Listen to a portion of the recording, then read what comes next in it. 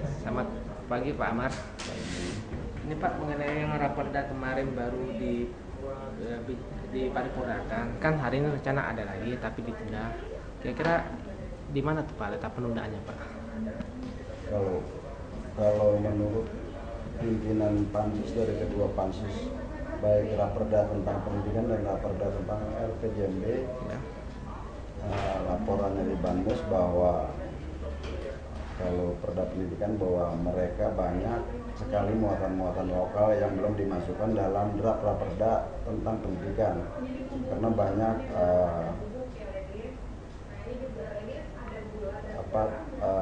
yang penyelenggara pendidikan yang ada di wilayah yang mungkin muatan lokalnya belum termuat semua dalam draft raperda, sehingga pada waktu finalisasi perda pendidikan sampai saat ini belum mengembalikan tentang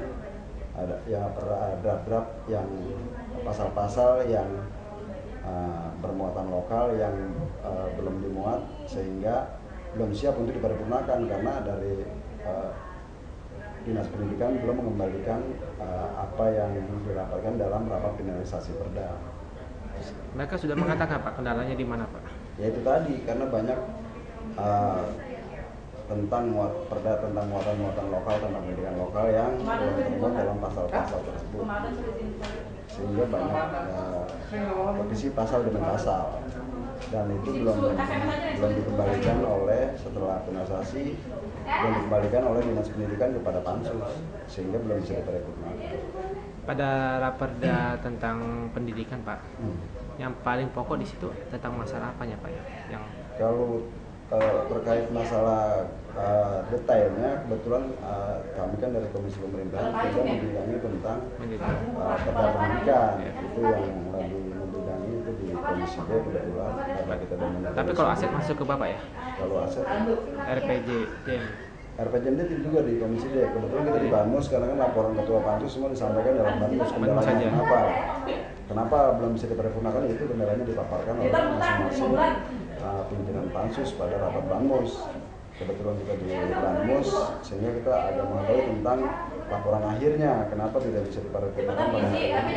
Begitu juga RPJMD, bahwa di RPJMD belum tertuang semua tentang cerminan visi misi wali kota definitif, bahwa program-program di SKPD, rencana di SKPD itu kan masih jelas, biar seiring dengan RPJMD sehingga program visi dan misi wali kota definitif bisa tercapai. Itu yang belum matching, sehingga dikembalikan kepada Bapeda. Oh, dibalikin lagi Pak? Iya, karena memang belum ada sinkronisasi antara RPJMD dengan program di SKPD. Itu yang disampaikan oleh di Banmus, disampaikan oleh pada masing-masing perwakilan pansus RPJMD maupun tentang pendidikan. Nah, jadi Pak mengenai kepemimpinan Ibu Airin Pak ya, kan belum lama ini terjadi reshuffle Pak dalam pemerintahan beliau Pak. Terus nanti isunya akan ada reshuffle kedua lagi Pak berikutnya bulan masih tahun-tahun ini juga. Bagaimana Pak menurut Bapak, yang Bapak lihat pandangan Bapak? Ya, pandangan saya sih reshuffle itu perlu dilakukan, dan baik dilakukan ketika reshuffle itu berdasarkan kajian, berdasarkan mekanisme, berdasarkan aturan-aturan yang ada, sehingga apa yang dikeluhkan masyarakat Tangsel semuanya bisa terpenuhi, apa yang diinginkan wali kota bisa terpenuhi. Itu salah satu kenapa perlu reshuffle, karena kan dalam rangka perbaikan. Adapun reshuffle itu bisa 1-2 kali, karena kan masing-masing eselon reshuffle-nya berbeda. Betul. Kemarin mungkin eselon 2 dan 3, nanti mungkin eselon 4. Tapi apa nggak terlalu cepat Pak? Karena kan beliau baru 150 harian sudah melakukan reshuffle Pak. Ya, kenapa mungkin mereka mengadakan reshuffle, antara lain mungkin yang dirasakan oleh ketika duduk 100 hari, antara di setiap SKP itu mungkin ada yang kurang kinerjanya tidak sesuai dengan bidangnya masing-masing di SKPD tersebut, sehingga mungkin perlu perbaikan. Tujuannya agar SKPD tersebut bisa bekerja dengan baik, sehingga pelayanan publik penyelenggaraan pemerintahan bisa berjalan dengan baik. Tapi menurut Pak Amar sendiri sebagai anggota DPRD, apa diperlukan lagi Pak untuk reshuffle berikutnya Pak? Yang Bapak lihat dari susunan sekarang ini Pak? Ya saya sih berharap reshuffle itu dilakukan sah-sah saja ketika memang diperlukan. Dan kalau seringnya banyak reshuffle juga bukan menjadi ukuran, karena di setiap SKPD ketika mereka ada kelemahan dan kekurangan minimal tidak bisa mengkoreksi, karena belum sampai sempat mengkoreksi mereka sudah pindah. Ini mungkin juga kan jadi acuan. Dan kenapa kita juga perlu banyak reshuffle, karena memang semua tadinya dadakan harus duduk di Dinas A, si A duduk di Dinas B. Ini kan juga memang karena memang kebutuhan eselon kita yang belum terpenuhi sehingga penempatannya masih belum pas.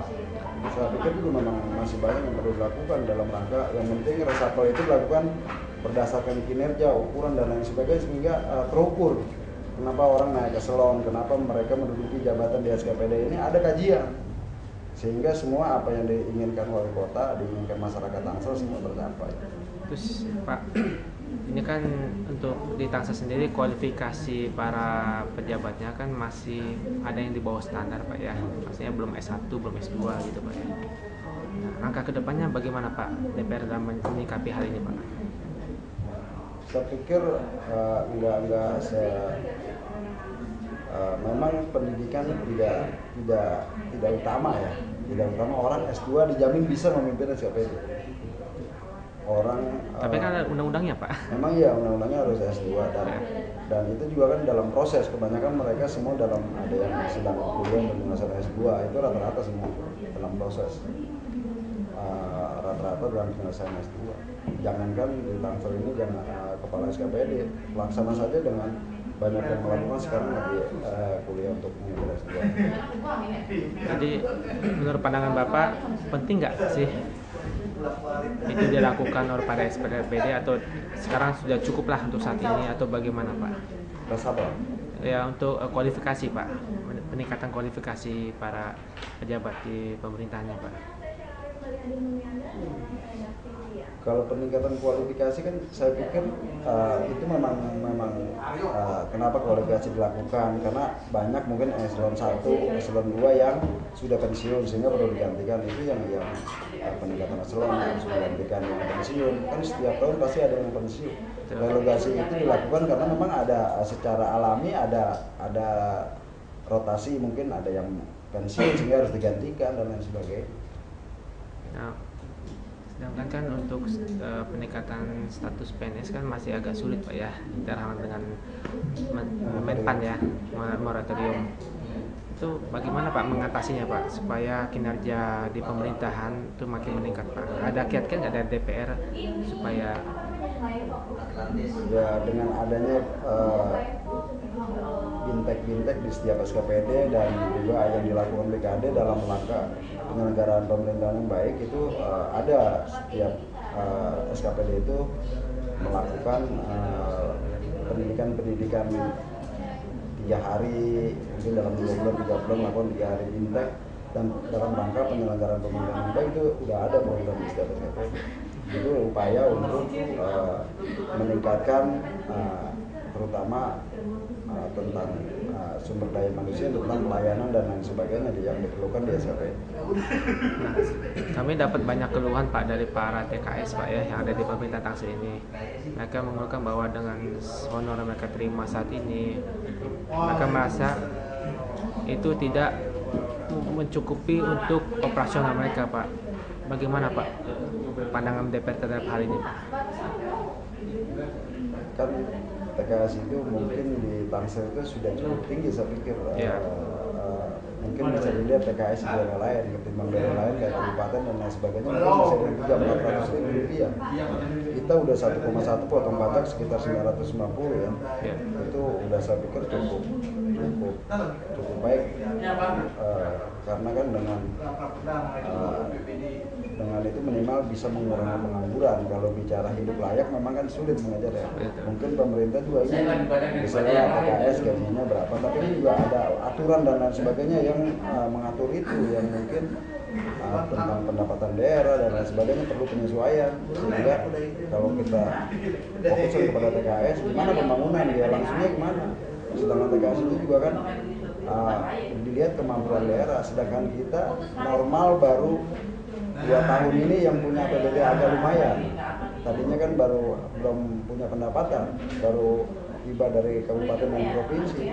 Tapi sedangkan kita baru berjalan 2 tahun. Mungkin kalau sampai 3, 4, 5 tahun ke depan, saya rasa TKS bisa lebih baik honorariumnya karena pendapatan kita memang sudah lebih baik.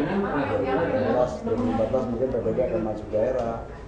PPHTD sudah masuk daerah, mungkin 2017 daerah mungkin bisa lebih baik karena kan mengacu kepada pendapatan daerah. betul. Tapi ini andai-andai Pak ya. Apakah mungkin Pak andai-andai para TKS itu honornya dinaikin 100.000 per orang per bulan?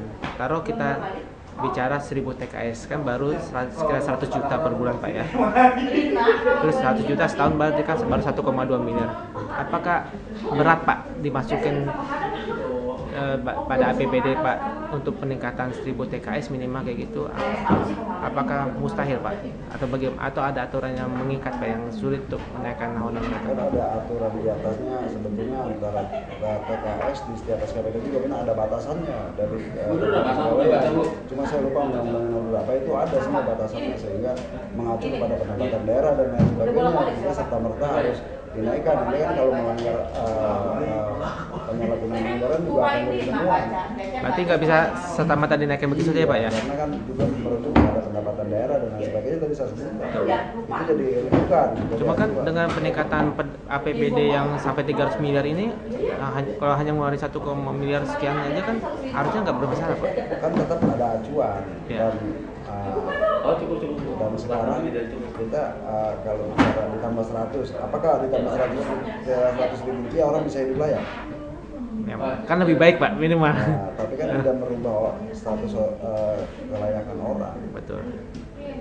Sedangkan TKS juga kan kalau di pelayanan mungkin dia ada samping-sampingan uang rokok yang bisa dia dapat lah ketika orang menyuruh, kan nggak mungkin orang itu tidak berterima kasih minimal kan gitu. Dan juga minimal kita bisa mengurangi pengangguran itu dulu tujuannya.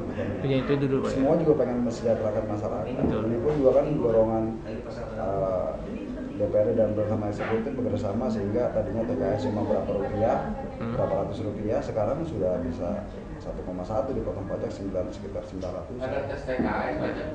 Itu semua ada acuannya, cuma saya lupa. Acuan Pak ya. Iya. Baik. Terima kasih Pak Amar. Ya. Selamat pagi.